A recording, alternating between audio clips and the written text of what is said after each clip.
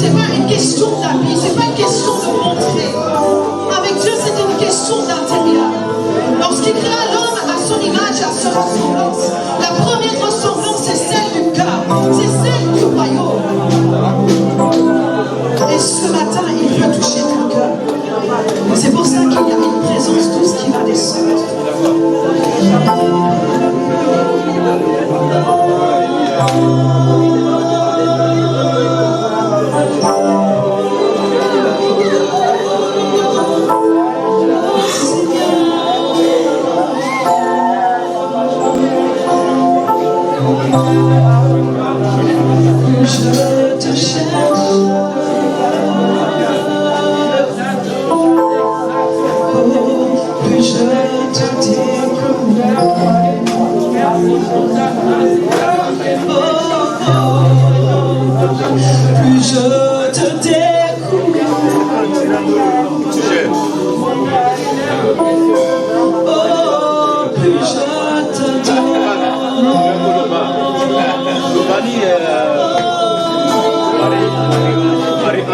Plus je te cherche,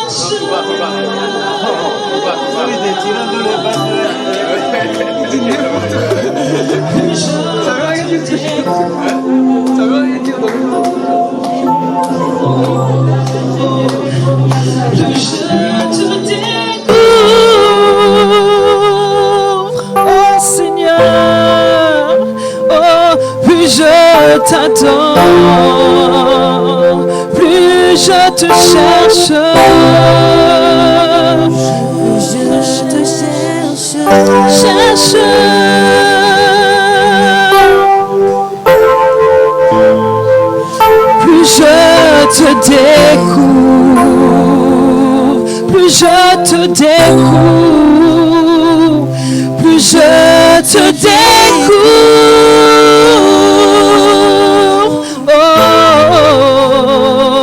plus je t'adore. Oui, mon âme soupire après toi.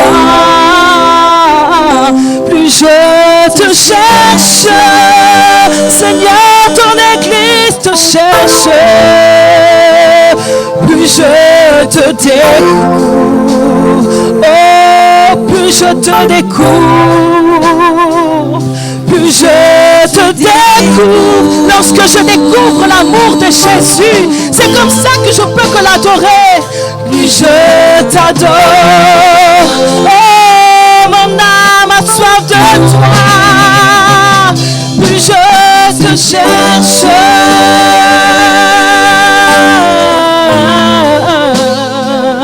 plus je te découvre, plus je te découvre, plus je te découvre,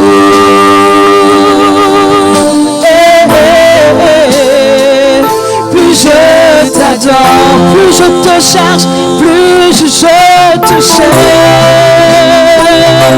je te cherche. Il faut que tu cherches le Seigneur. C'est là où il se fait découvrir. La parole de Dieu dit cherche et tu trouveras. C'est une question d'application de la parole de Dieu. Et lorsque tu vas le découvrir, tu vas ressentir effectivement sa paix. Tu vas être guéri. Tu vas être transformé. Oh, puis je te cherche. Je te cherche. Je te cherche. Plus je te découvre, Seigneur. Je te découvre, plus je t'adore, plus je t'adore. Oh, je veux m'asseoir à tes pieds, je veux m'asseoir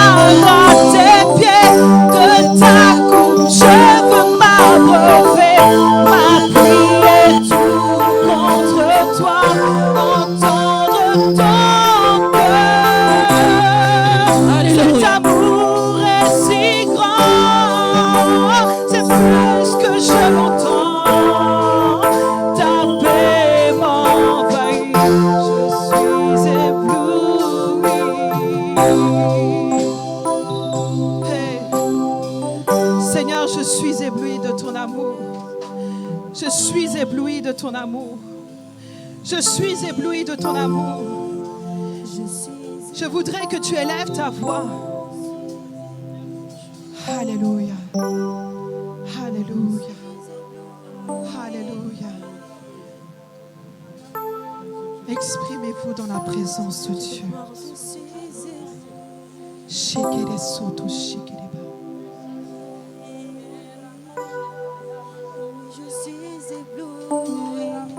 C'est le temps de rentrer dans le sein des saints. Le voile a été déchiré.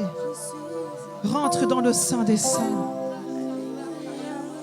Tu as tellement dit des mots extraordinaires auprès de ceux que tu aimais, pendant que eux t'ont peut-être, sans faire exprès, un jour trahi. Tu dis tes plus beaux mots à tes enfants, pendant que eux ils ont d'autres activités.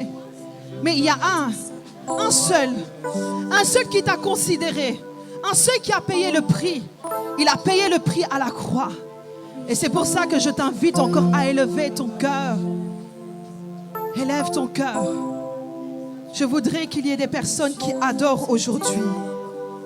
Lorsque l'adoration monte auprès du Seigneur, le royaume de Dieu, est, à ce moment-là, descend.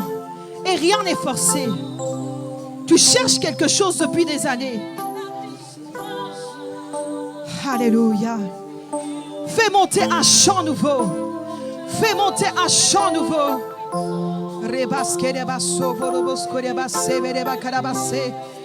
Adore le Seigneur. Adore le Seigneur.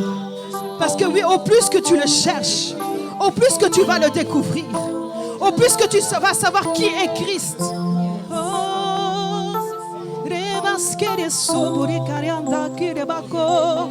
Oh, je t'adore. Oh, rebaskere basse karabascori shibi karabako ne barabaskere basse.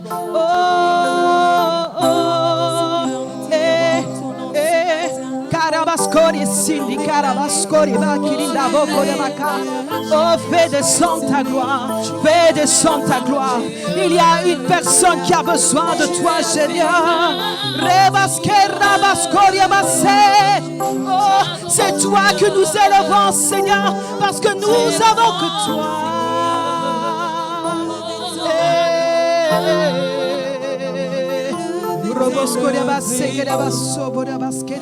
Vaincu la mort. Alléluia. Oui, il vit. Mon Dieu est puissant. En son nom, j'ai la victoire. Oui, il vit. Mon Dieu est puissant. Élevé. Alléluia. Vaincu la mort. Oh, mon Dieu est puissant. En son nom, j'ai la victoire. J'ai la victoire. Oh, Dieu est puissant. Oh, élevé. Est-ce qu'on peut se tenir debout dans sa présence? Tu n'es pas venu en tant que spectateur, mais tu es venu parce que tu as un rendez-vous divin. Laisse-moi te dire que ce matin, tu as quitté ton lit. Tu as laissé ta maison. Malgré la fatigue de la semaine, tu t'es dit, je me lève et je viens dans la présence de mon Dieu. Alors c'est dans ces moments-là où Dieu vient sécher dans ta vie, où Dieu vient te rencontrer. Alors je t'exhorte ce matin à te connecter à Dieu à travers ton adoration. Il te manque des mots, dis-lui tout simplement que tu l'aimes. Il a besoin d'entendre des mots d'amour venant de ta part ce matin. Il a besoin d'entendre des mots d'amour venant de ta bouche ce matin. Que ton cœur parle à ton Dieu. Alléluia. Et la victoire, il vit. Oh, je chante élevé. Il a vaincu. Il a vaincu la mort. Oui, il vit. Mon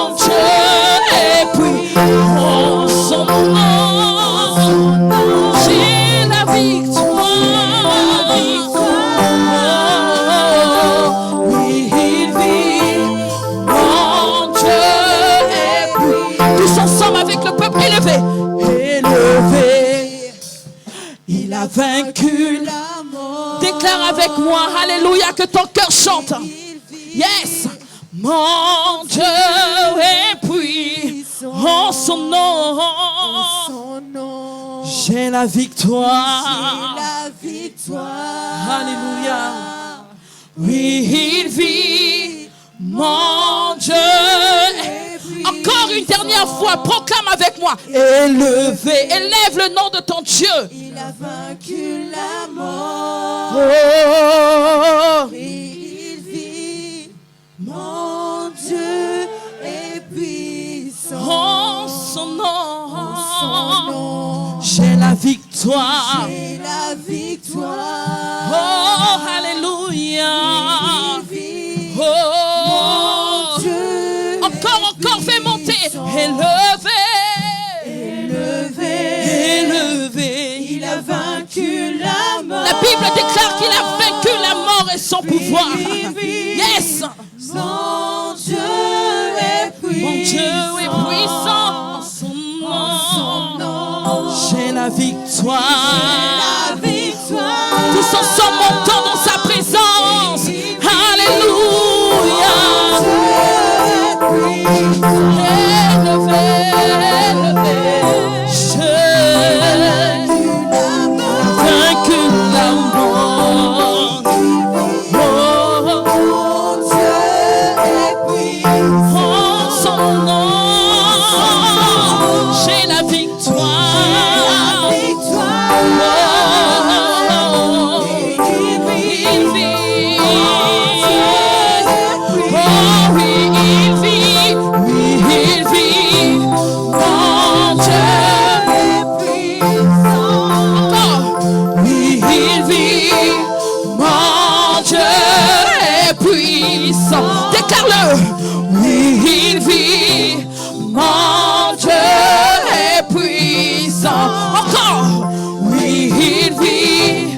Mon Dieu est puissant. Oui, il vit. Alléluia. Est puissant. Encore. Oui, il vit. Mon Dieu est puissant. Encore. Oui, il vit. Mon Dieu est puissant. Alléluia. Il vit. Mon Dieu est puissant. Oh, chante-le. Alléluia. Oh, je dis, déclare-le avec moi. Oui, il vit. Oh, mon Dieu est puissant. Oh, mon Dieu est puissant. Et mon Dieu est puissant. Encore. Oh oui, il vit. Mon Dieu est puissant. Déclare. Oui, il vit. Mon Dieu est puissant.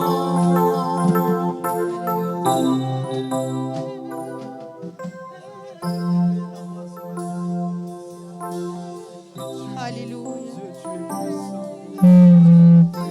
Parce que tu es. Parce que tu es Jésus. Parce que tu as sacrifié ta vie sur le bois.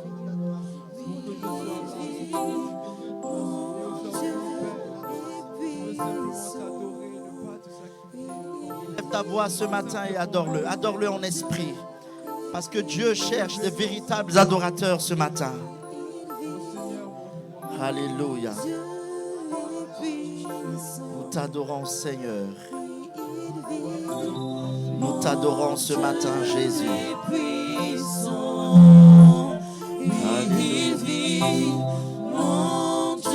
Adore-le.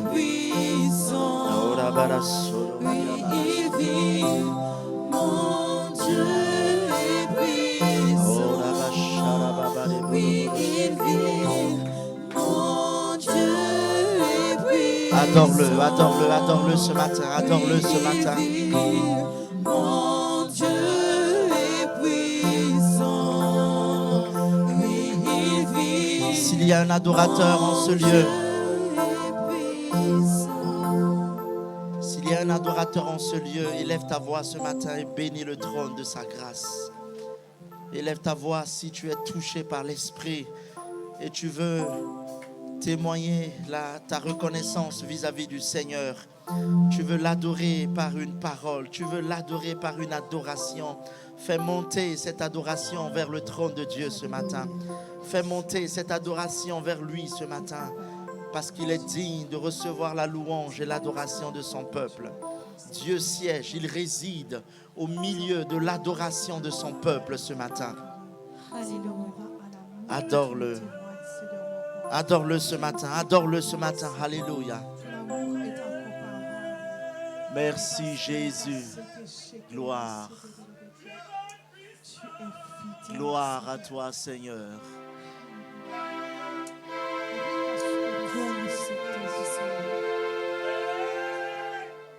Merci Jésus.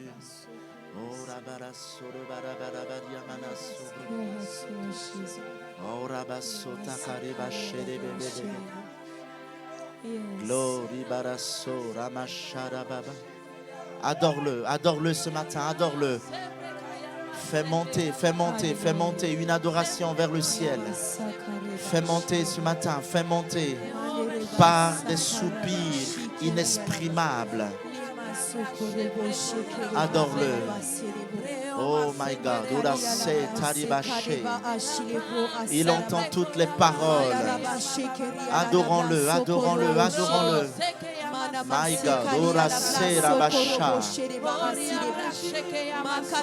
Adore-le ce matin, adore-le ce matin. Adore le roi des rois, adore le Seigneur de tous les seigneurs. My God, ora setarababa reboshe, razobra katayama setere bashe, urazibro katarababa chambroketa. Adore-le, adore-le, adore-le, adore-le, adore-le. Siège au milieu de l'adoration de son peuple. Adore le roi des rois. Il est digne de recevoir la louange. Adore-le ce matin, adore-le ce matin. Oh, nous l'adorons et nous le célébrons. My God, orasite kebro, razibro katera macha. Adore-le, adore-le, adore-le, adore-le. Razabro katababa shekere blawando boso.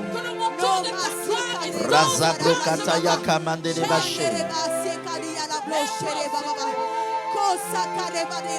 Nous t'adorons Seigneur, nous t'adorons ce matin. Nous t'adorons, ton peuple t'adore. Nous te remercions pour tes bienfaits. Nous te remercions pour ta grâce. Nous te remercions pour ta fidélité. Nous te remercions pour ta grandeur. Nous te remercions parce qu'il n'y a point d'autre Dieu semblable à toi, comparable à toi. Adore-le, adore-le, adore-le ce matin. Il est digne de recevoir la louange et la gloire. Il est digne de recevoir l'honneur. Il est digne d'être exalté. Il est digne d'être magnifié. Il est digne d'être célébré. Dieu qui existe et qui Gloire, existe toujours, alléluia. Seigneur. C'est toi Yahweh et c'est toi seul que nous voulons adorer ce matin. Parce que si ce n'est pas toi que nous adorons, alors qui nous adorerons, ce Seigneur? matin. C'est pourquoi nous élevons nos voix vers toi Oh, et Jésus. nous crions à toi, Jésus-Christ, Abba, Père. et nous t'élevons ce matin Nous t'élevons, parce que tu mérites Seigneur. d'être adoré, parce Sois que tu mérites exalté, d'être sois élevé, loué, Seigneur. sois Tu magnifié. es notre Dieu et Sois tu es notre célébré, roi Prince de et tu es paix. notre Seigneur. Oh, Nous élevons Seigneur, ton nom merci ce pour ta matin. présence Nous au milieu témoignons de de nous. ton amour ce matin. Nous témoignons de ta grâce ce matin. Korabashata Nous témoignons que kabra. tu es Dieu et nous témoignons que tu es roi. Rezabrokata babashi. Gloire. Pleurer dans sa présence. Ne Sois jamais fatigué quand il s'agit d'acclamer son nom. Il est digne de louange. D'accueillir sa présence. Alléluia. Ne sois jamais Oh my fatigué. God. Alléluia. Ta prison, Alléluia. c'est là, Seigneur. Alléluia. Ta prison, c'est parmi nous Alléluia. ce matin, Seigneur. Glory, glory, Et nous voulons glory, t'élever, glory, Jésus. glory.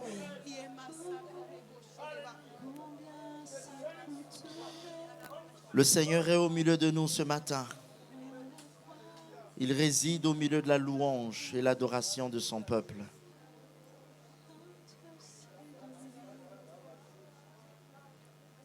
Dieu se lève ses ennemis se dispersent et ses adversaires fuient devant sa face. Comme la fumée se dissipe, tu les dissipes. Comme la cire se fend au feu, les méchants disparaissent devant Dieu. Mais les justes se réjouissent. Ils triomphent devant Dieu. Ils ont des transports d'allégresse. Chantez à Dieu, célébrez son nom. Frayez le chemin à celui qui s'avance à travers les plaines. L'Éternel est son nom. Réjouissez-vous devant lui, le Père des orphelins, le défenseur des veuves. C'est Dieu dans sa demeure sainte. Dieu donne une famille à ceux qui étaient abandonnés. Il délivre les captifs et les rend heureux. Les rebelles seuls habitent des lieux arides.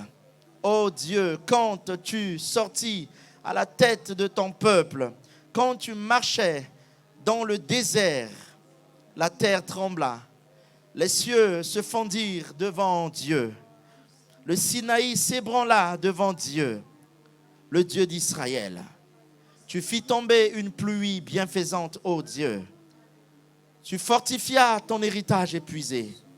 Ton peuple établit sa demeure dans le pays que ta bonté, ô Dieu, tu avais préparé pour les malheureux.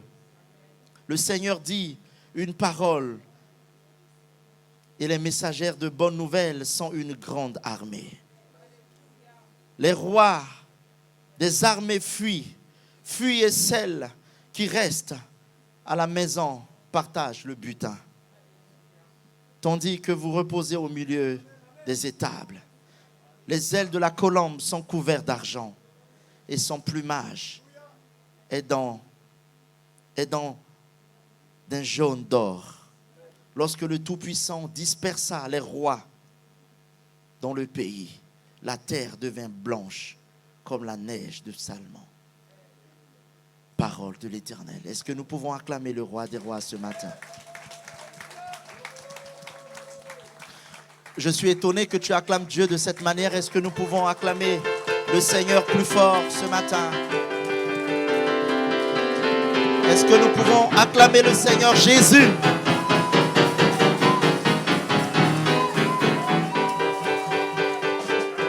Nous allons partager le pain et la coupe. Nous restons debout dans cette attitude. J'invite les hommes d'honneur à avancer la table du Seigneur devant, le frère Florent et le frère Moïse. Et nous allons partager la table du Seigneur. Ce matin, nous allons manger le corps et nous allons boire la coupe, symbole de sa chair, de son sang. Alors ce matin, si tu es là ce matin et tu reconnais Jésus comme ton sauveur et ton Seigneur et tu veux te réconcilier, aidez-moi à enlever les nappes s'il vous plaît. Nous allons partager le pain et la coupe. Si tu es là ce matin, tu as reçu Jésus dans ton cœur comme ton sauveur et Seigneur, nous allons partager ce pain et nous allons partager cette coupe en souvenir de ce que Christ a fait pour nous. Vous savez, il y a certaines églises qui font la Sainte Seine une fois tous les mois, une fois par année, une fois tous les 3 mois. Mais nous le partageons tous les dimanches. Pourquoi? Parce que la parole de Dieu dit, à chaque fois que vous vous réunissez, faites ceci en mémoire de moi. C'est-à-dire toutes les fois où le Seigneur nous donne le privilège d'être ensemble. Nous commémorons sa mort, sa résurrection. Nous nous souvenons de ce que Christ a fait pour nous à la croix. Et ce matin, nous voulons encore le faire. Parce que Jésus est mort pour nous à la croix. Parce que Jésus a payé le prix pour que vous et moi, nous soyons libres. Alors ce matin, au nom de cette liberté, je veux prier pour le pain et je vais également prier pour la coupe. Père, je te rends grâce pour ce pain qui est le symbole de ta chair. Sanctifie, Seigneur, ce pain. Bénis-le. Que quiconque, Seigneur, partagera ce pain ce matin soit transformé, soit renouvelé. Merci pour la coupe, Seigneur, qui est le symbole de ton sang. Nous voulons encore nous souvenir de ce que tu as fait pour nous à la croix. Nous t'exaltons et nous te louons au nom de Jésus. Amen. Alors ce matin, j'invite ceux qui sont baptisés par immersion, qui ont reçu Jésus dans leur cœur comme leur Sauveur et Seigneur, à partager la table du Seigneur avec moi. Merci. Nous allons rompre, je sers déjà nos bien-aimés parce qu'ils vont, ainsi que les chantres. Allez-y, vous pouvez déjà manger et boire parce que vous allez chanter. Allez-y, vous pouvez manger et boire. Merci Seigneur. Alléluia. Alléluia. Merci Jésus. Alléluia, que ton nom est majestueux, Seigneur. Que ton nom est majestueux, Seigneur, sur toute la terre. Ton nom est fort et puissant, ton nom est glorieux et grand. En lui nous sommes sauvés. Ton nom est comme un doux parfum déversé sur mon âme, sur mon âme. Ton nom est fort et puissant, ton nom est glorieux et grand. En lui nous sommes sauvés, le nom de Jésus, plus haut que tous les noms. Oh, roi des rois, aucun nom n'est comme le sien.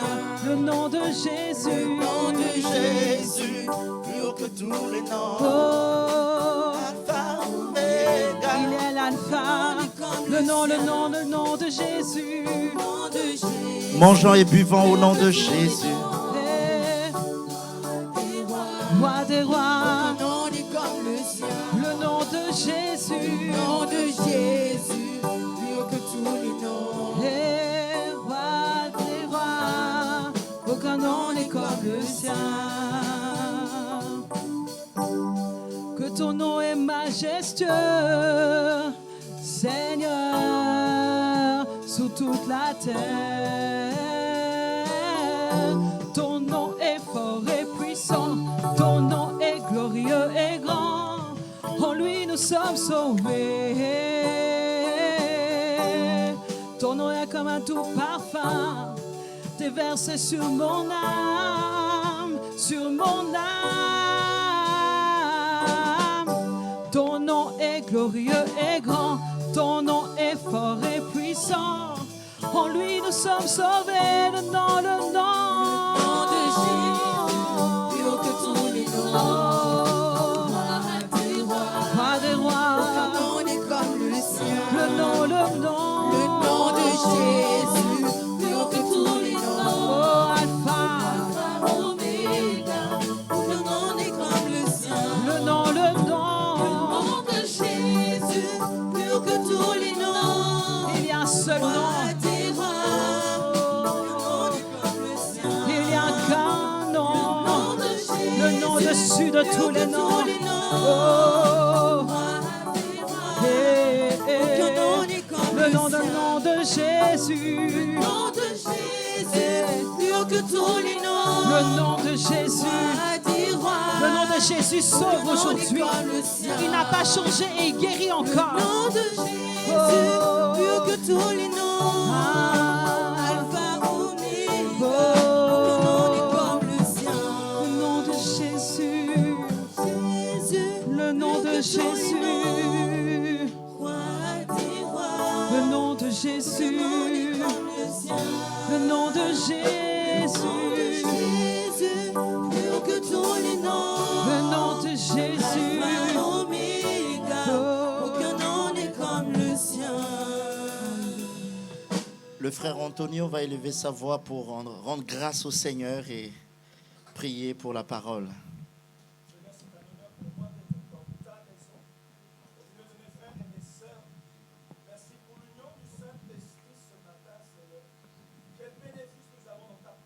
Amen. Tu es puissamment élevé, Père.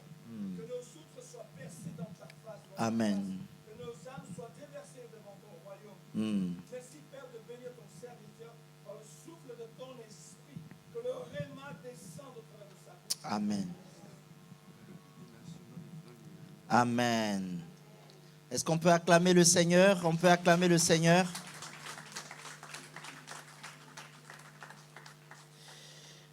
Prenez place, que Dieu vous bénisse. Soyez richement bénis.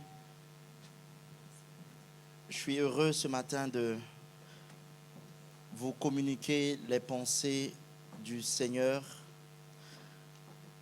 Je vous prierai de bien vouloir vous discipliner à éviter les circulations et que nos hôtesses, nos sœurs veillent sur les enfants. Parce que je sais que ce n'est pas facile, il fait très chaud.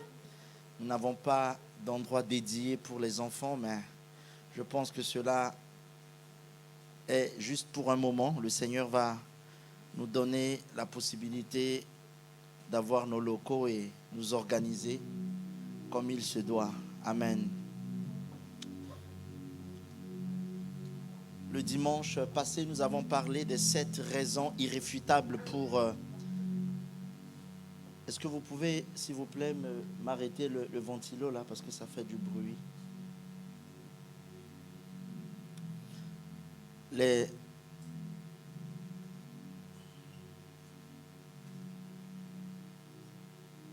Il faut couper ici. Il ne faut pas débrancher.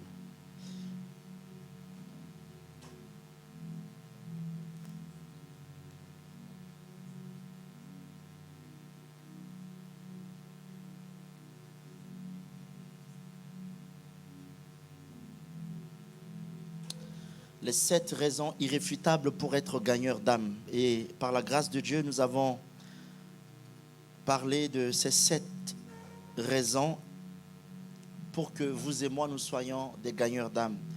La première raison, nous avons dit que c'est un impératif, c'est un ordre.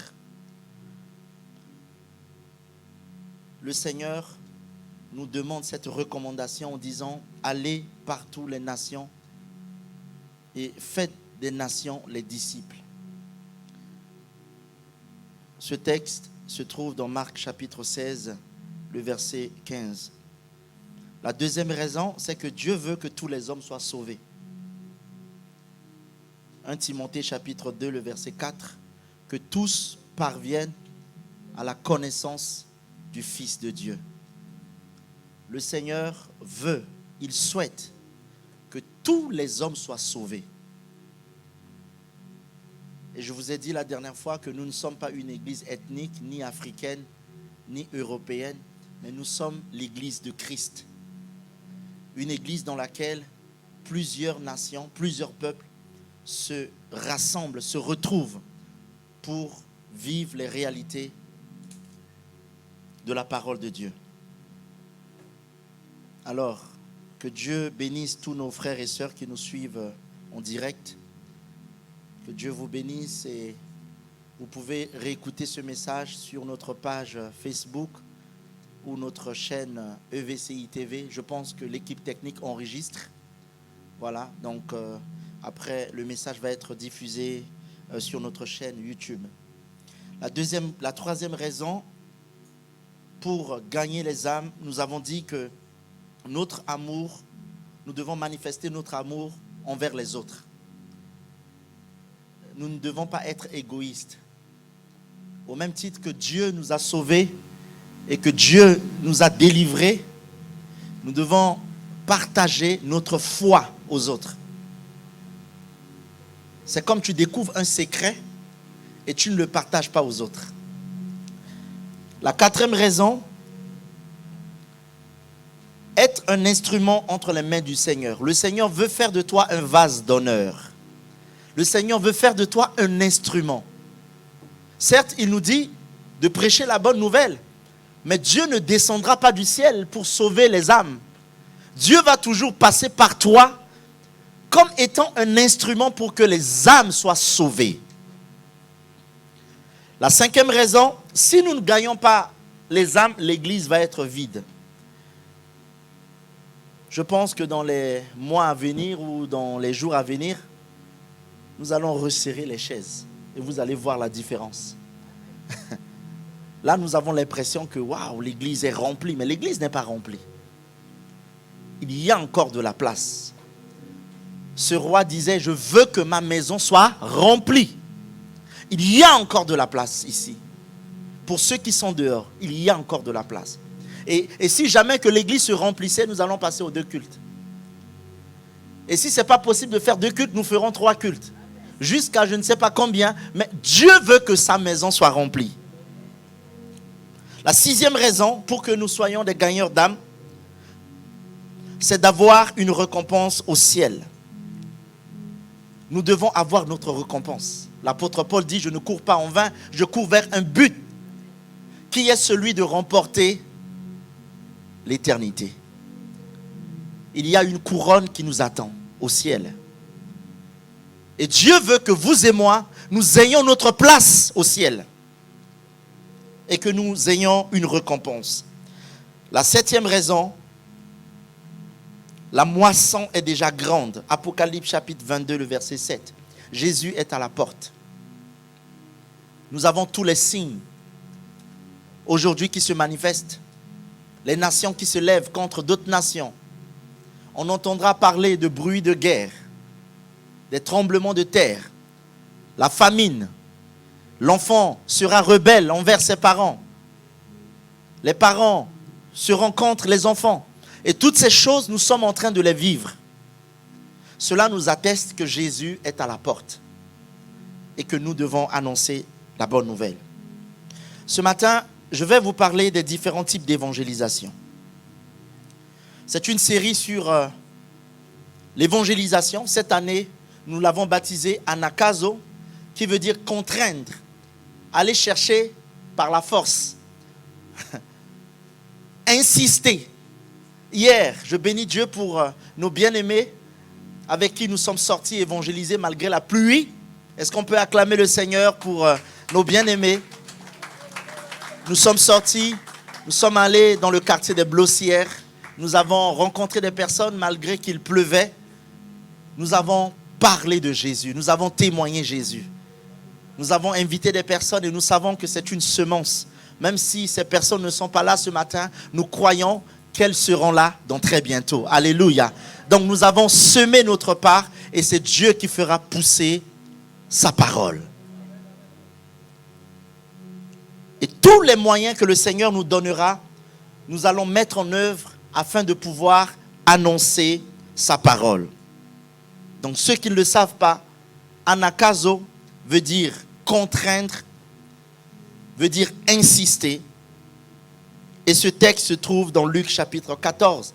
Si vous lisez tout le chapitre, ce roi dira à ses serviteurs, sortez le long des haies, ceux que vous allez trouver, ceux que vous allez rencontrer, contraignez-les à venir, obligez-les à venir, forcez-les à venir. Et ce mot contraindre vient du grec anakazo. Donc ce matin, je vais parler des différents types d'évangélisation. Il existe plusieurs façons, plusieurs types d'évangélisation. Peut-être tu ne le savais pas, mais je vais le partager avec toi ce matin. Et je vous encourage à prendre note parce que les écrits restent toujours. Est-ce que nous sommes prêts ce matin pour recevoir et accueillir la parole de Dieu? Est-ce que nous pouvons joindre nos 2 mains en acclamant et en poussant des cris de joie pour recevoir la parole de Dieu qui va être une puissance pour le salut de notre âme ce matin? Le premier type d'évangélisation, mes chers bien-aimés, c'est l'évangélisation par contact. Qu'est-ce que j'appelle l'évangélisation par contact? Dans l'évangélisation par contact, comme le mot l'indique, il y a 2 types de contacts. Le premier type de contact, c'est ce que j'appelle le contact par proximité. Quand je dis par proximité, c'est-à-dire dans le mot proximité, il y a proche. Des personnes qui sont proches de nous. Ça peut être nos amis, nos parents ou un membre de notre famille, nos collègues, nos voisins, des personnes que nous sommes amenés à côtoyer chaque jour. Pour ce faire, je vais lire avec vous un texte dans Jean chapitre 1, le verset 40. Jean chapitre 1, le verset 40.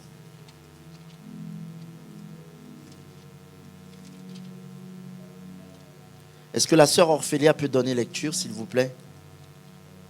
Alléluia. Jean 1, verset 40. La Bible dit, André, frère de Simon-Pierre, était l'un des deux frères qui avaient entendu les paroles de Jean et qui avaient suivi Jésus. Continue. Ce fut lui qui rencontra le premier son frère Simon et il lui dit, nous avons trouvé le Messie, ce qui signifie Christ. Tu peux t'arrêter là. Le verset 42. Et il le conduisit vers Jésus.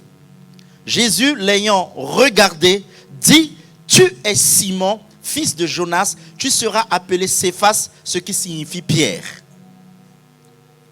Vous savez que André faisait partie des tout premiers qui ont rencontré Christ. Mais lorsque André a rencontré Christ, la Bible dit qu'il a conduit son frère qui? Pierre, vers Jésus. Il a dit à André, à Pierre, que nous avons trouvé le Messie. Celui que nos oreilles ont entendu parler. Ce que les prophètes ont annoncé, ont prêché, sa venue. Nous l'avons rencontré. Et c'est un homme formidable. Et André a amené Pierre vers Jésus. Le verset 42, il dit, il le conduisit vers Jésus. Il a amené son frère vers Jésus. Combien de nous aujourd'hui témoignent leur foi aux membres de leur famille? Combien aujourd'hui partagent leur expérience aux membres de leur famille? André n'a pas gardé le secret de l'évangile. Il n'a pas gardé la rencontre avec Christ.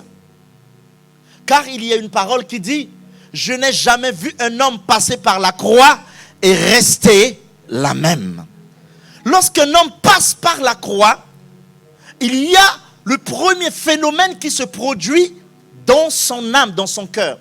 C'est ce que j'appelle le renouvellement de l'intelligence. Le Seigneur le renouvelle, le Seigneur le transforme. Le Seigneur lui donne une nouvelle identité. Et Jésus même le dit, on n'allume pas une lampe pour la mettre sous une table. Lorsqu'on allume une lampe, c'est pour la mettre sur une table afin d'éclairer tout ce qui se trouve à l'intérieur de la maison. Ce qui m'amène à vous dire ce matin, mes chers amis, c'est que si nous sommes sauvés, c'est pour aussi partager notre foi à ceux qui sont autour de nous. Comment pouvons-nous imaginer que nous connaissons Dieu? Nous avons Christ. Nous sommes sauvés et que les membres de nos familles ne sont pas sauvés. Ou notre mari n'est pas sauvé, notre femme n'est pas sauvée, ou nos enfants ne sont pas sauvés, ou nos parents ne sont pas sauvés. André ici, lorsqu'il a rencontré Christ, la première des choses que André a fait, c'est de courir vers Pierre. Waouh, mon frère! Celui dont nous avons entendu parler, le voici. Je l'ai vu, je l'ai rencontré. C'est un homme extraordinaire. Il fait des miracles. Il guérit les morts. Il ressuscite ceux qui sont morts. Il s'appelle Jésus, le Messie. Viens. Il prend la main de son frère et le conduisit vers Jésus. Et lorsque Jésus voit Pierre, il lui dit, tu seras appelé Céphas, ce qui signifie Pierre. Lorsque nous sommes sauvés, mes chers bien-aimés, c'est pour amener les personnes de nos maisons premièrement à Dieu. Et ce que je dis n'est pas facile parce que on ne peut pas malheureusement sauver tout le monde ou tous les membres de nos familles. Mais notre responsabilité est d'insister, de prier, de faire en sorte que nos familles soient sauvées. Josué dit, moi et ma famille, nous servirons l'Éternel. Et donc, ce type d'évangélisation, je dirais, c'est le premier, la première catégorie ou la première forme d'évangélisation que nous sommes amenés à mettre en place ou à pratiquer. C'est important que ceux qui nous sont chers, ceux que nous aimons, ceux qui sont autour de nous, puissent entendre parler de Jésus. Je bénis Dieu parce que, waouh, ce matin, c'est une joie pour moi encore de servir Dieu avec les membres de ma famille. Maman Pauline, la mère nationale, est-ce qu'on peut acclamer le Seigneur pour sa vie? Pasteur Ghislain, maman Stéphanie, l'aînée de la famille, mes neveux, mes nièces, toute la famille est là. Ils sont avec le Seigneur. Et c'est une grâce. Quand je viens à l'église et que je vois tous les membres de ma famille assis, je dis Seigneur, je te rends grâce. Vous imaginez si je venais ici seul et que les membres de ma famille soient de l'autre côté. Je prêche aux autres et sachant pertinemment qu'il y a encore les membres de ma famille à sauver, cela devrait me rendre triste. Et donc quand le Seigneur nous sauve, c'est pour amener les membres de nos familles vers lui. Et nous devons témoigner et parler de Jésus à ceux qui nous entourent. Vous savez, j'ai une collègue avec qui je travaille et elle a, avant même que je vienne dans l'entreprise, parce que dans ma société, avant que tu ne viennes, la ressource humaine demande ta photo. Et puis, la ressource humaine publie la photo dans le mailing, dans la liste des mails de tous les collaborateurs. Et puis, on dit, ben voilà, Cyriaque Ndikini va nous rejoindre tel jour pour occuper tel poste. Et puis, cette fille est partie me chercher dans Google. Et elle avait vu que j'avais des vidéos, je prêchais, tout ça. Et le premier jour, on était en train de manger, elle me dit, mais waouh, t'es pasteur. Elle ne m'a pas dit le premier jour d'ailleurs. Le premier jour, elle m'a observé. Je suis allé manger avec elle, j'ai parlé, j'étais cool. Le deuxième jour, le troisième jour. Et là, elle me dit, t'es pasteur? Je dis oui. Elle me dit, mais tu sais, là, le premier jour, j'avais peur. Je me suis dit, un prêtre, il va venir ici, faire la messe. Il va nous saouler. Mais tu es normal. Tu es normal, mais franchement, c'est bien. Et j'étais en train de... C'est elle qui a commencé le débat. Et j'ai commencé à lui parler de Jésus, mais d'une manière stratégique.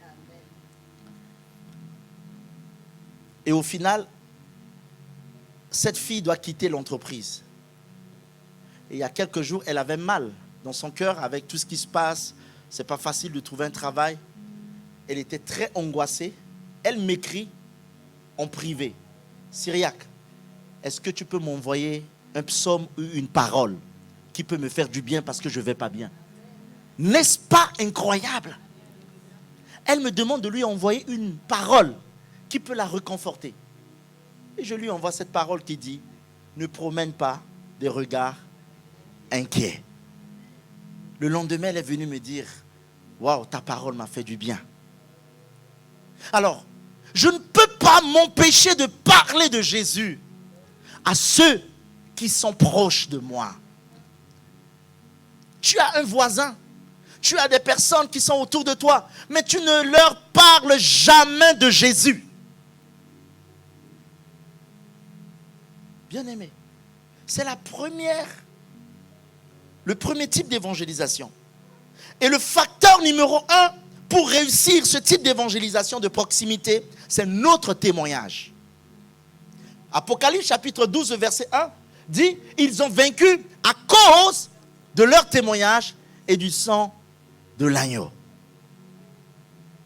Généralement, les gens ne peuvent pas croire en Dieu. Ils ne peuvent pas donner leur vie à Dieu. Pourquoi?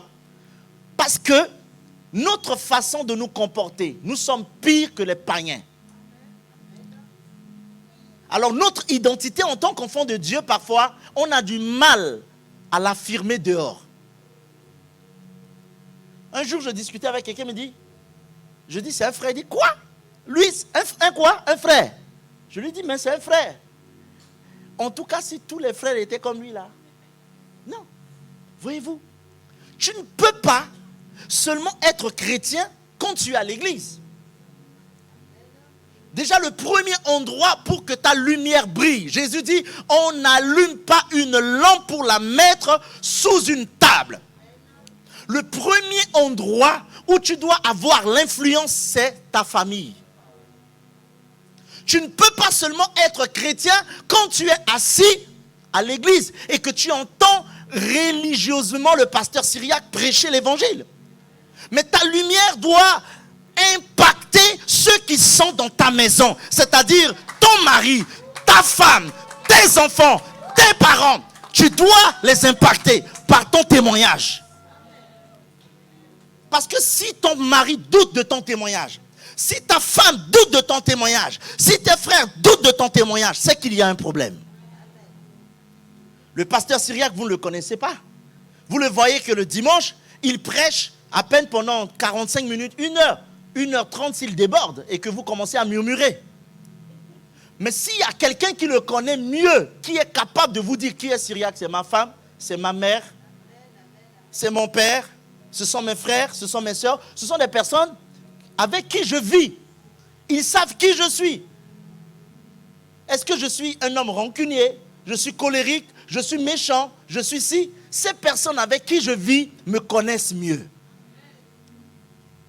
Donc pour réussir ce premier type d'évangélisation de proximité, c'est notre témoignage qui est engagé.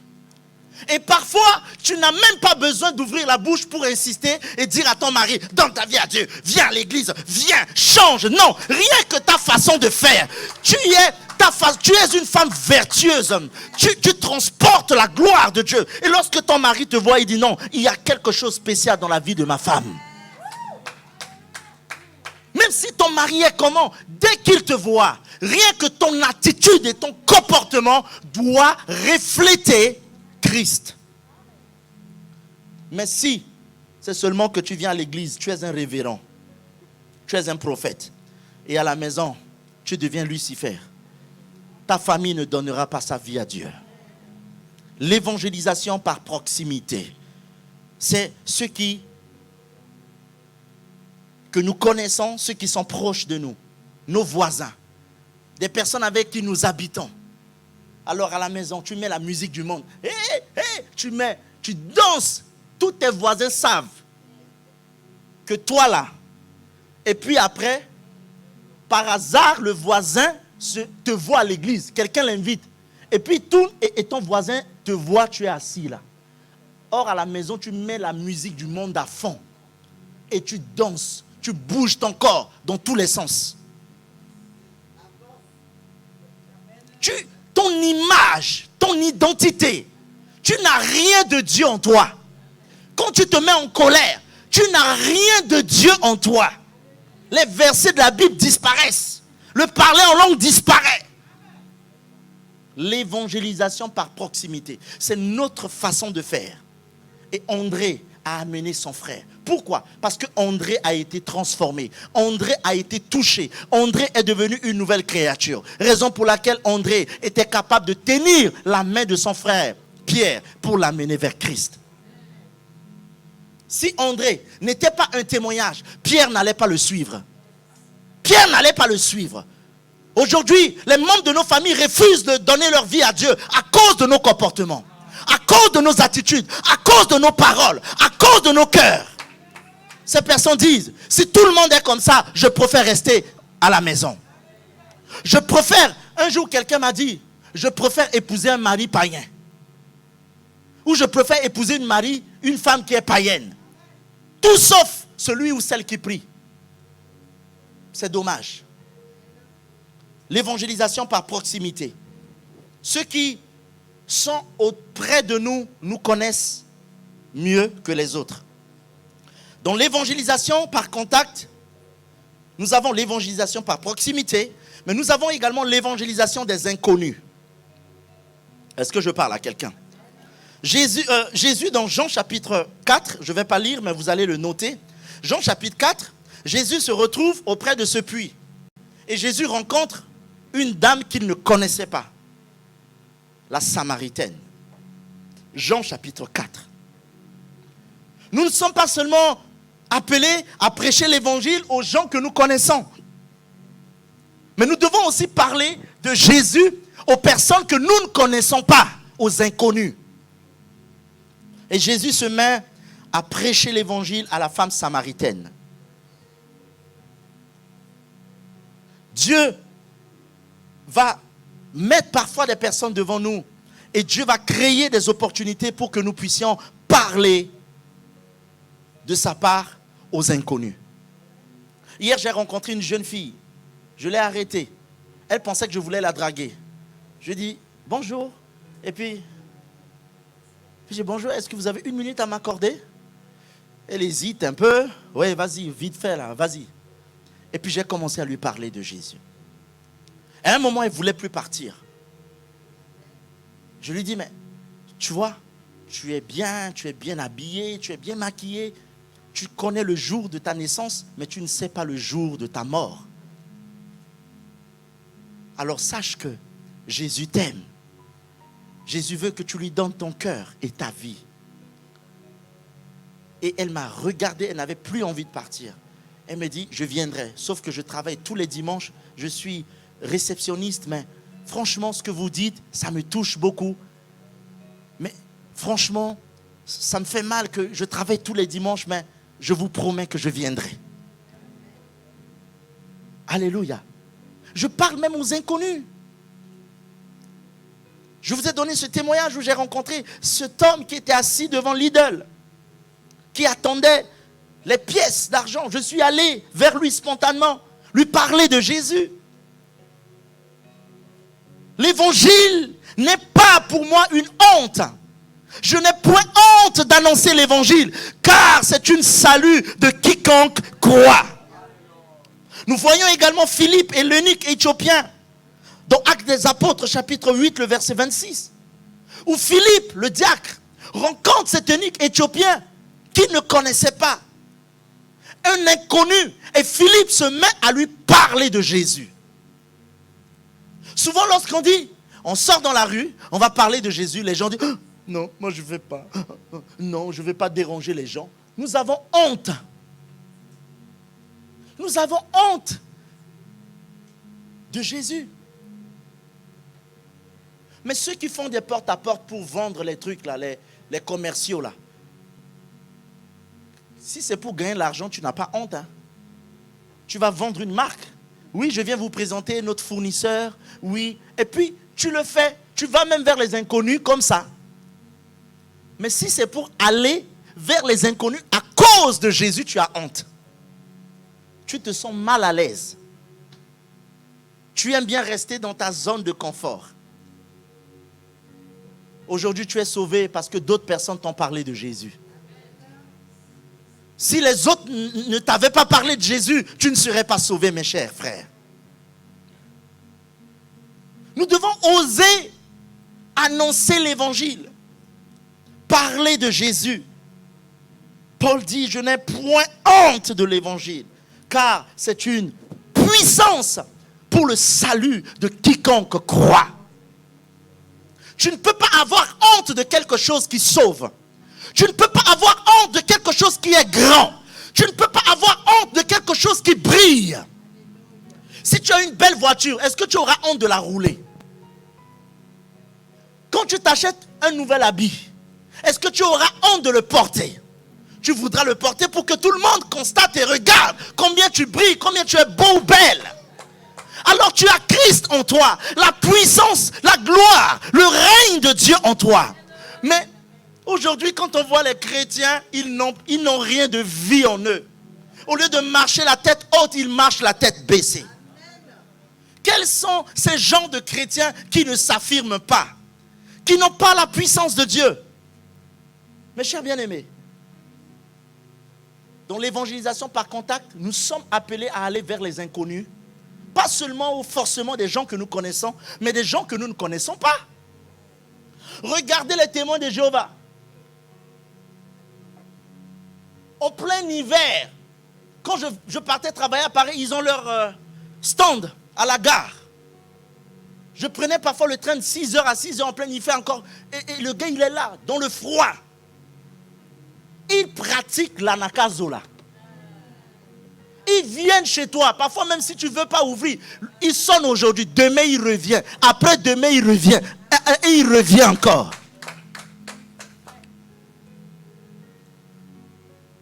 J'avais l'un de mes fils là, qui avait un pied dedans, un pied dehors. Quelques années, je n'avais plus de ses nouvelles et j'apprends qu'il est maintenant chez les témoins de Jéhovah. J'ai dit, oh, ils ont un akazo. Ils ne blaguent pas. Hein? Je regarde même aujourd'hui les musulmans qui vont sur les marchés. Vous savez que les musulmans prêchent aujourd'hui? Je vois même un musulman qui fait des directs maintenant. Il y a des milliers de personnes qui le suivent. En Côte d'Ivoire. Il invite même les pasteurs. Il fait des directs. Il n'y a que des chrétiens qui ont Dieu et qui ont honte de parler de leur Jésus. Dans l'évangélisation par proximité, il y a des gens, dans l'évangélisation par contact, il y a des gens de nos familles, de nos maisons, mais il y a également des inconnus que nous ne connaissons pas. Et ça, c'est la première catégorie ou le premier type d'évangélisation, c'est l'évangélisation par contact. À partir d'aujourd'hui, commence à être un témoignage pour les membres de ta famille. Commence à être un témoignage pour ceux qui sont autour de toi, à l'école. Vous savez, moi, quand j'étais au lycée, on m'appelait pasteur. Les gens, ils ne savaient même pas que je m'appelais Syriaque. Mon prénom pour d'autres personnes était pasteur. Il y a quelques années, j'avais une collègue, elle est maintenant en Italie. Ma femme connaît bien ce témoignage. Elle venait prier ici. Et à la maison, elle disait à ma femme, ton mari là, il a commencé son truc comme du jeu. Hein? On avait 12 ans, on faisait des... Mais il est resté... Non, mais ce n'est pas possible. J'ai étudié avec eux. On a fait CE2 ensemble, CM1, CM2, 6e, avec cette fille. Et elle venait prier ici. Si j'étais un bandit, si je n'étais pas un pasteur vrai, est-ce qu'elle allait me croire en moi? Elle n'allait pas me croire. Est-ce que je parle à quelqu'un? L'évangélisation par contact. Dis avec moi, Père, à partir de ce matin, j'influence mon entourage, j'influence les membres de ma famille par la puissance de l'évangile au nom de Jésus. Acclame la parole.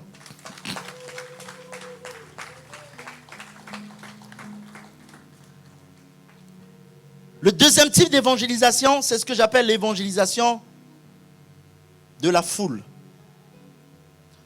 Pierre, en Actes chapitre 2, le jour de la Pentecôte, Pierre se met debout devant tout le monde et il annonce l'évangile. Et en annonçant l'évangile, il y a plus de 3000 personnes qui ont donné leur vie à Jésus.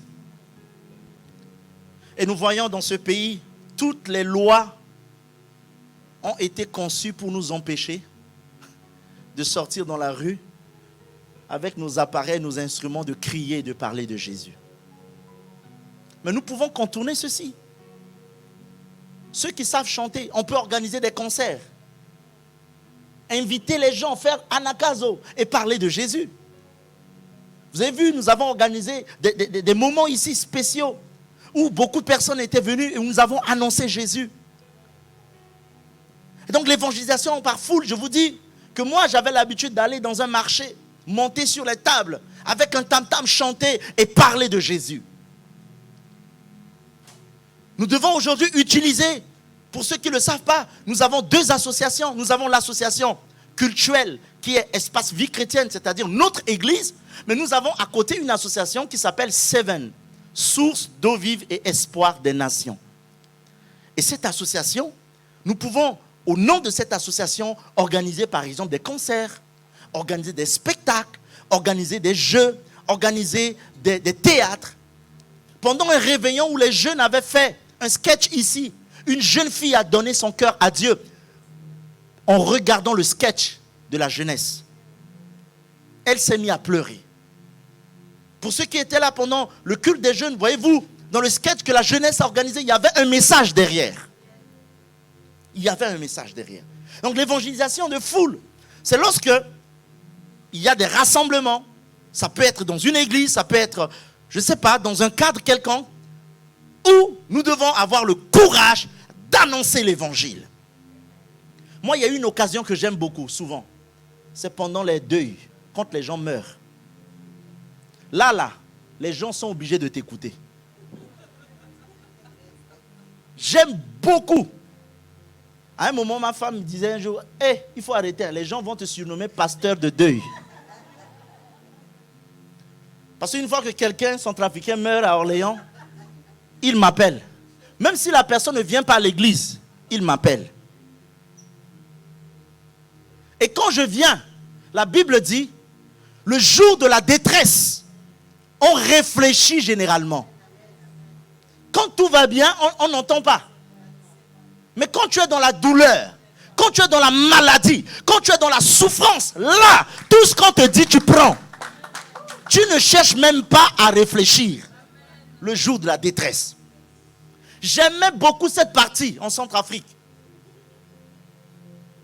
Quand il y avait des morts, les décès, et qu'on me disait, viens prêcher. Waouh!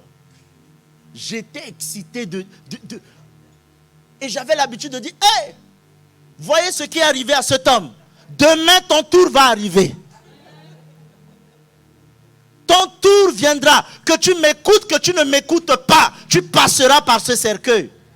Quand je finis comme ça, qui veut donner leur vie à Dieu? Les gens, quand ils voient le cercueil là, tout le monde. L'évangélisation de la foule.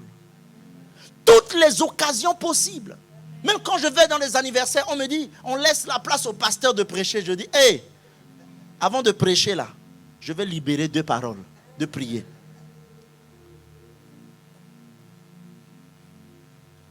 Et nous devons prêcher l'évangile en toute occasion, favorable ou non. Souvent on pense qu'il y a des occasions qui sont favorables, oui, non. Prêcher l'évangile n'est pas une option. Mais nous devons prêcher l'évangile en toute occasion. Et s'il y a une chose que j'aime dans ma vie, c'est de parler de Jésus. L'évangélisation par la foule. La 3e catégorie d'évangélisation, est-ce que tu veux entendre? C'est l'évangélisation par la puissance. Vous savez ce que j'appelle l'évangélisation par la puissance? Dans Actes chapitre 9, le verset 3 à 5, Saul, sur le chemin de Damas, rencontre Jésus. Personne ne lui a annoncé l'évangile. Personne ne lui a parlé de Jésus. Mais Paul va avoir une révélation. Il voit Jésus apparaître devant lui. Et Jésus lui dit, je suis celui que tu persécutes. Et là, Paul ne pouvait plus rien faire. J'ai écouté un témoignage. Un homme est parti à la Mecque. Pendant leur pèlerinage, il dort. Il fait une révélation. Il voit Jésus. Jésus lui dit, prends ton lit et quitte tout de suite. Tu dois donner ta vie à Dieu. Et cet homme a quitté la Mecque. Il a donné sa vie à Jésus. Et il est devenu pasteur. Il y a la femme d'un frère à Saint-Étienne qui est algérien. Sa femme a dormi. Le matin, elle s'est réveillée. Le frère allait à l'église, mais sa femme toujours musulmane. Et elle voit le retour de Christ. Elle voit l'enlèvement. Elle dort. Personne ne lui a parlé de Jésus. Et cette femme fait un rêve et elle voit Jésus. Il revient et Jésus enlève les gens. Le matin, elle va voir le pasteur Clément. Je veux me baptiser. Je veux donner ma vie à Jésus. C'est ce que j'appelle l'évangélisation par la puissance. Un pays comme la France, où les gens raisonnent beaucoup. Un pays comme la France, où les gens ont du mal à donner leur vie à Dieu. Ils ont besoin de ce que j'appelle l'évangélisation par la puissance. Où Dieu va se révéler, où Dieu va les contraindre, où Dieu va faire tomber les raisonnements, où Dieu va faire tomber les mentalités, où Dieu va faire tomber, déboucher leurs oreilles afin qu'ils donnent leur vie à Dieu. Ce qui produit ce type d'évangélisation, c'est quoi? C'est la prière. Si nous voulons avoir l'évangélisation par la puissance, il faut commencer à prier. Pour que ce qui est arrivé à Nebuchadnezzar leur arrive, qu'il soit tourmenté. Il dort longtemps, il fait un songe. Et Jésus vient lui apparaître et dit, je suis Jésus. Papa Talingano, ceux qui le connaissent, le pasteur, il était parti en boîte de nuit. Vers 4 heures du matin, il rentrait chez lui. Il rencontre Jésus dans sa chambre. On ne lui a pas parlé l'évangile. C'est ce que j'appelle l'évangélisation par la puissance. Par révélation. Où Dieu se révèle d'une manière miraculeuse. Ce qui produit ce type d'évangélisation, c'est la prière. S'il y a un membre de ta famille à qui tu as depuis parlé de Jésus, il ne veut pas accepter. Il ne veut pas croire. Prie pour lui sans cesse. Ne te lasse jamais. Ne te fatigue pas. S'il ne veut pas donner son cœur à Dieu, ce n'est pas un problème. Don't worry. Mais prie pour lui. Prie pour lui. Jusqu'à ce que son cœur soit transformé. La Bible déclare que Dieu tient le cœur des rois entre ses mains comme un courant d'eau et il le balance où il veut.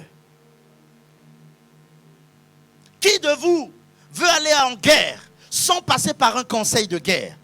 Et le conseil de guerre pour nous les enfants de Dieu, c'est la prière. Et l'évangélisation par la puissance. Je pense que le réveil viendra dans ce pays qui est la France par l'évangélisation par la puissance. Parce que les gens raisonnent beaucoup. Tu vas leur parler de Jésus, mais si Dieu existait, pourquoi il y a tant de mal? Mais si Dieu existait, mais non, mais l'histoire, mais le premier homme a été. Mais ils vont toujours vous balancer dans la philosophie, dans des raisonnements.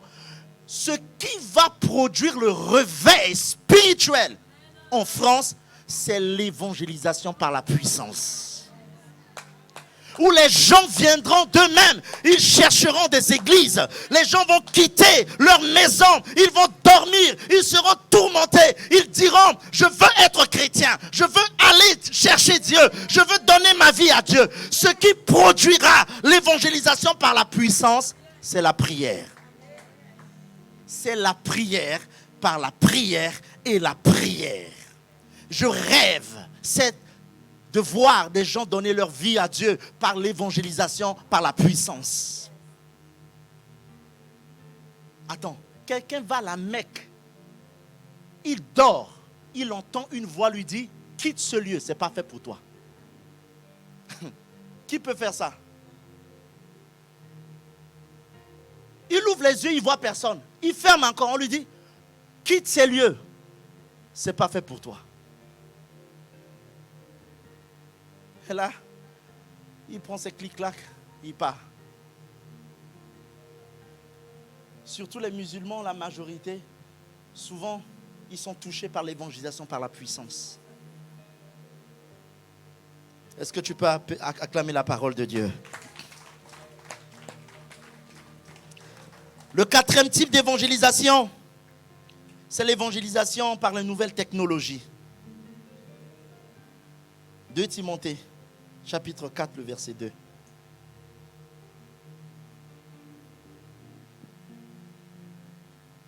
L'évangélisation par les nouvelles technologies. 2 Timothée, chapitre 4, le verset 2.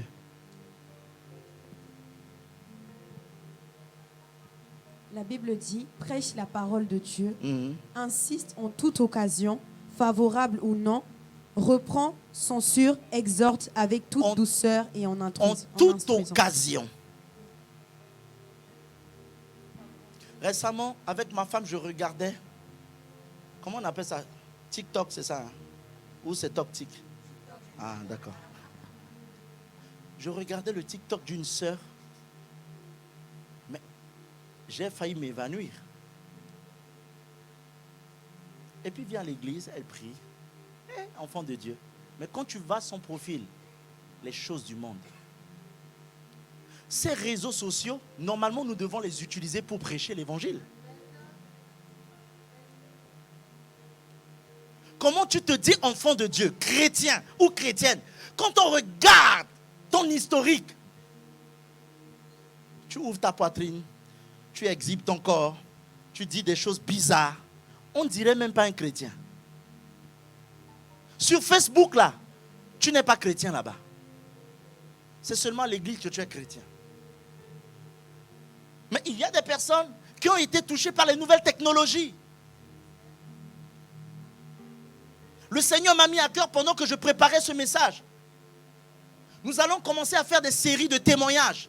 Chacun de nous, si vous avez envie de donner vos témoignages, on va organiser avec l'équipe média, on va faire un témoignage de 3 minutes. On va vous filmer dans notre studio. On va le mettre sur la page de l'église. Vous allez expliquer, par exemple, comment vous avez été touché, comment Jésus est rentré dans votre vie. En 2-3 minutes, vous rendez votre témoignage, on mettra sur la page de l'église et cela peut toucher d'autres personnes.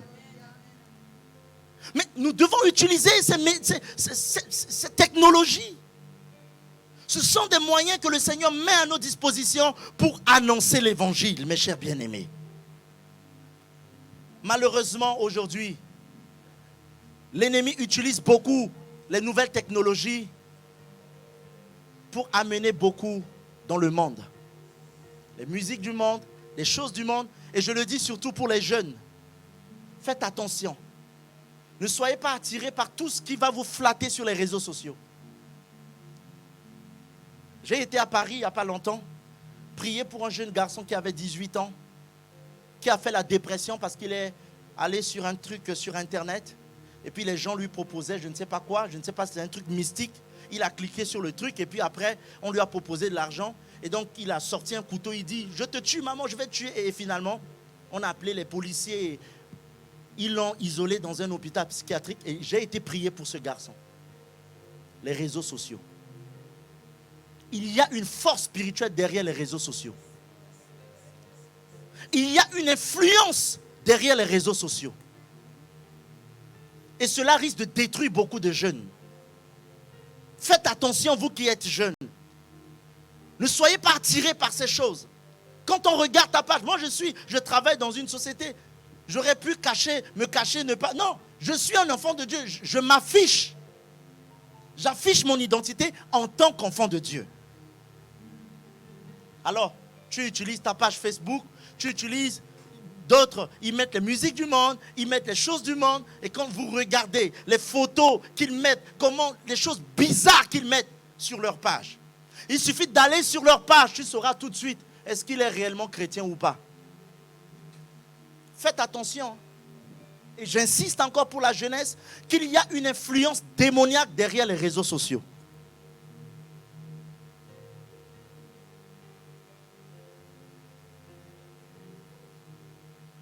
Je voyais un documentaire il n'y a pas longtemps où il y a un groupe qui travaille fortement pour amener beaucoup de jeunes vers l'homosexualité.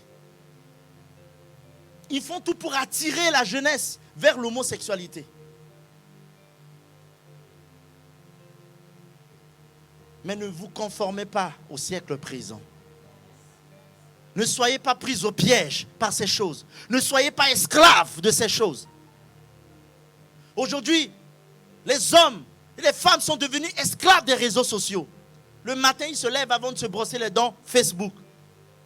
Avant d'aller aux toilettes, Facebook. Qu'est-ce qui se passe? Facebook est devenu même plus que sa Bible. Les nouvelles technologies doivent nous servir pour évangéliser aussi et parler de Jésus. Dès la fin de mon message, si vous avez envie d'être filmé, pour rendre votre témoignage, venez me voir. Nous avons un studio juste derrière. On va organiser des temps de témoignage où tu viendras, l'équipe média va vous filmer, je ne sais pas, pendant 2 ou 3 minutes.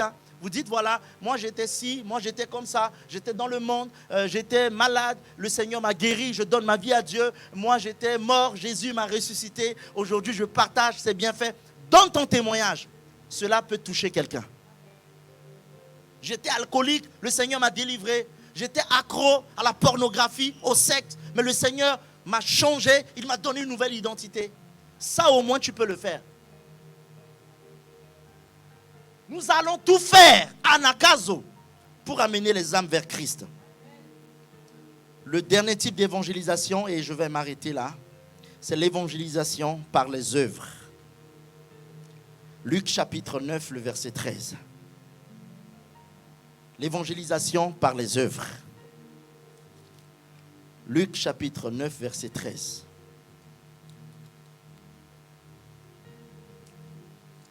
Tu peux lire la parole?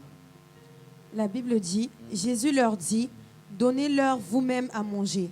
Mais ils répondirent, nous n'avons que 5 pains et 2 poissons. Donnez-leur vous-même à manger. Et on va lire Jacques chapitre 2, le verset 26. L'évangélisation par les œuvres. Vous savez, la France est un grand pays au monde grâce à son modèle social. Jacques chapitre 2, le verset 26. La Bible dit, comme le corps sans âme est mort, et même la foi sans les œuvres est morte. La foi sans les œuvres est morte. Et c'est ce que les musulmans ont compris. Tu veux t'islamiser? On va te donner l'argent pour faire les affaires. On va te soutenir. On va t'aider à développer un business. Et les chrétiens, surtout évangéliques, ils sont trop spirituels pour faire des affaires, pour se lancer dans les œuvres, pour aider le monde. Vous savez, il y a certaines personnes qui ont faim. Ils ont juste besoin que tu leur donnes à manger pour qu'ils donnent leur vie à Dieu. Alors l'Église doit comprendre. L'Église doit comprendre. Et dans la vision de l'espace vie chrétienne, nous souhaitons aussi avoir une banque alimentaire. C'est-à-dire les mêmes choses que le secours catholique, les secours populaires le font. Les gens vont venir ici et on va leur donner à manger. On va leur donner à manger. Et cela va être suffisant pour toucher une vie. J'ai aussi à cœur de créer des hébergements d'urgence pour loger des personnes sans abri dans la rue. Alors quelqu'un qui dort dans la rue, tu peux beau lui dire Jésus te sauve, Jésus t'aime. Mais sa situation, il faut que sa situation change. Tu peux beau lui faire imposition de pied avec onction d'huile. Ça ne changera pas sa situation. Il faut l'aider, il faut lui apporter de l'aide. Lorsque les gens avaient faim, les 5000 personnes, les disciples sont venus dire, mais regarde cette foule. C'est depuis le matin qu'ils sont là, il faut les renvoyer, qu'ils aillent dans la ville chercher à manger. Jésus se tourne vers eux et leur dit, donnez-leur vous-même à manger. L'Église, son mandat, sa mission est également de pouvoir apporter des réponses aux problèmes de l'homme. Des réponses sur le point pratique et concret.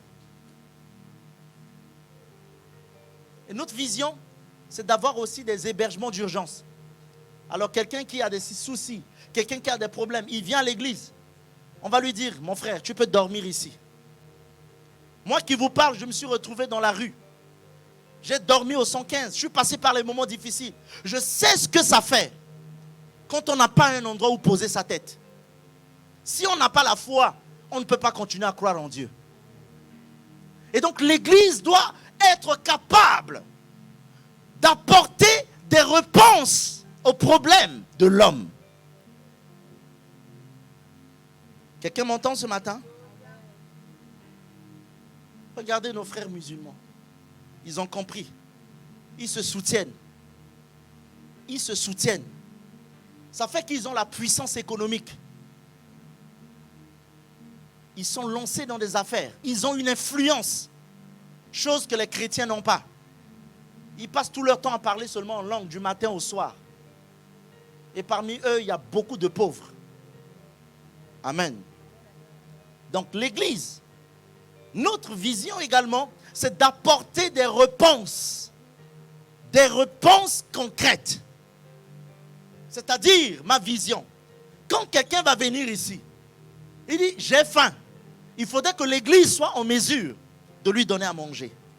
S'il dit, je n'ai pas où dormir, il faudrait que l'église soit en mesure de lui donner où dormir. L'église doit pouvoir donner des solutions aux problèmes des âmes que le Seigneur va lui confier. Amen. Voici les 5 types d'évangélisation que je partage avec vous ce matin. L'évangélisation par contact. Et dans le contact, il y a la proximité et il y a des personnes inconnues. L'évangélisation par la foule, lorsqu'il y a des grands rassemblements. L'évangélisation par la puissance, c'est quand il y a la révélation. L'évangélisation par les nouvelles technologies. Facebook, Twitter, Instagram, YouTube, TikTok. Nous devons utiliser ces moyens pour véhiculer un message. L'évangélisation par les œuvres. L'Église doit pouvoir apporter des solutions aux problèmes de l'homme. Amen. Construire une banque alimentaire. Avoir un lieu d'hébergement d'urgence. L'Église doit pouvoir être en mesure d'embaucher même des personnes pour travailler.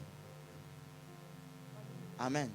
Mon rêve est que d'ici quelques années, si le Seigneur me prête vie, lorsque quelqu'un va rentrer dans cette cour, ça sera l'espace vie chrétienne, où tu auras la banque alimentaire, tu auras des hébergements d'urgence, tu auras une crèche. L'église va embaucher des personnes pour travailler. Tu auras un studio de musique, tu auras une radio, une télévision, où ça va être un espace vie chrétienne. Mettons-nous debout et nous allons prier. Est-ce qu'on peut acclamer la parole de Dieu?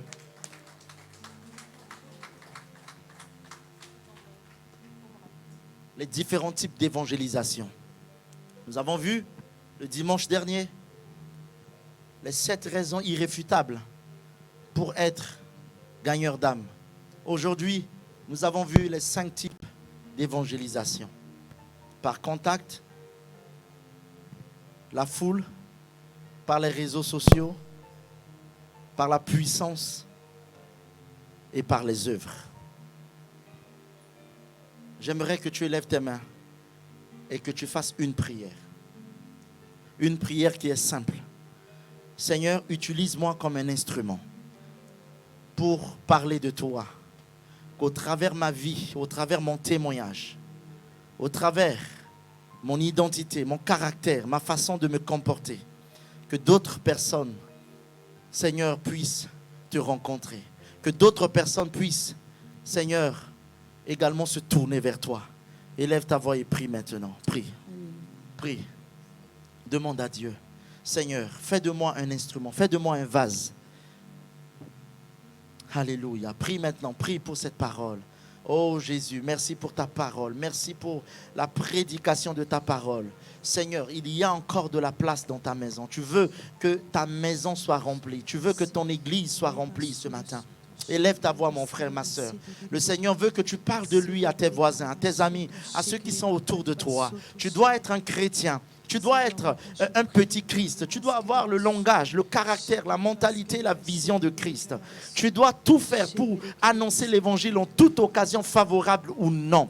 Tu ne dois pas être intimidé par le monde. Tu ne dois pas te conformer au monde, mais sois un véritable chrétien. Dis, Seigneur, fais de moi un véritable chrétien. Fais de moi un modèle. Fais de moi un exemple. Fais de moi un témoignage. Élève ta voix. Dis, Seigneur, me voici. Tu m'as parlé ce matin par ton serviteur. Seigneur, utilise-moi comme étant un canal. Utilise-moi comme étant un instrument pour annoncer ta parole. Utilise-moi, Seigneur, que je sois un instrument pour parler de ta part à ceux qui sont autour de moi. Utilise-moi, que je sois un instrument pour parler de toi, Seigneur, à mes amis, aux membres de ma famille. Seigneur, utilise-moi, même sur les réseaux sociaux. Père, je veux être un témoignage pour ma génération. Je veux être un témoignage pour les gens de ma maison. Alléluia. Seigneur, de Dieu que tu es, mon Dieu, mon roi. Fais de nous, Seigneur, mon Dieu, mon roi, ceux qui parlent de toi, ceux qui annoncent l'évangile, Seigneur, mon Dieu, mon roi. Nous te rendons grâce, Père.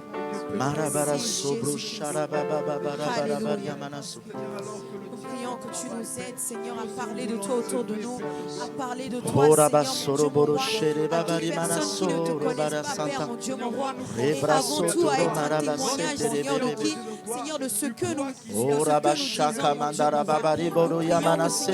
Nous prions que tu nous aides, Seigneur, mon Dieu, mon roi, à être des lumières, Seigneur, autour de nous. Il y a encore de la place, il y a encore de la place, il y a encore de la place. Annoncer que tu es Dieu veut que d'autres s'ajoutent. Dieu veut que d'autres personnes arrivent en ce lieu. Dieu veut sauver tes amis, tes collègues. Dieu veut les sauver. Dieu veut passer par toi. Alléluia. De l'acte que tu as posé à la croix, Seigneur. Merci, et de Jésus. ce que tu as apporté dans nos vies, Seigneur. Que nous puissions témoigner, Seigneur, de qui tu es, Seigneur, mon Dieu. Écoute-moi, nous allons Dans le prier. nom de Jésus. Nous allons prier pour, si tu as quelqu'un à cœur, que tu veux parler de l'évangile, ou ça fait des années que tu lui parles de Dieu et qu'il ne veut pas donner sa vie à Dieu, il est temps que tu pries pour lui. Ça peut être un membre de ta famille, ça peut être ton enfant, ça peut être tes parents, ça peut être tes voisins, quelqu'un que tu connais.